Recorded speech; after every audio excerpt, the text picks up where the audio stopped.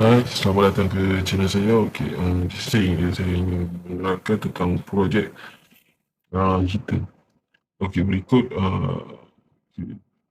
yang ini adalah uh, temperature punya suhu, dan ini adalah push start button, dan LED ni saya declare sebagai heater. Yang berikut adalah saya punya programming arduino. Okay, relay pin saya tak boleh jawapan dia sebagai connector. Okey, ini adalah pin untuk heater. Ini adalah temperature sensor. Saya setkan temperature kepada 50 50 temperature. Okey, so di sini saya akan runkan program. Okey, pada permulaan suhu kosong. Apabila suhu naik, kita tidak akan on disebabkan saya tidak menekan start button. So, jika suhu sentiasa akan naik, temperature tidak dapat, suhu heater tidak dapat diaktifkan.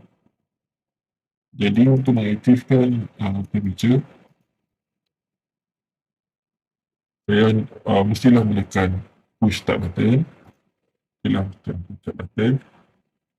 So di sini heater telah di-on-kan.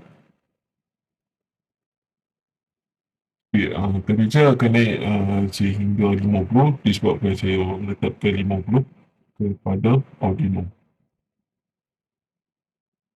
Di arduino.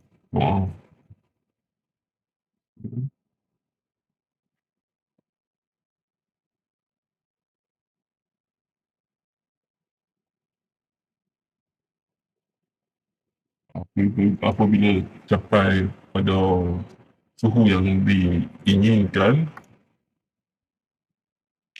heater akan dinonaktifkan disebabkan apabila suhu ini supaya dapat jimat penggunaan elektrik. So jika suhu naik 50 darjah ke atas, kita tidak akan di-on-kan, melainkan suhu menurun, baru kita di-on-kan. Untuk mengaktifkan heater pada suhu bawah suhu 50, kita hendaklah menekan start button dan heater akan diaktifkan.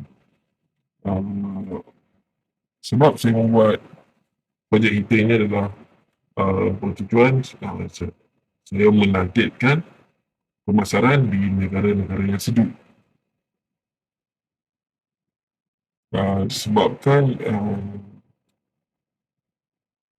kerana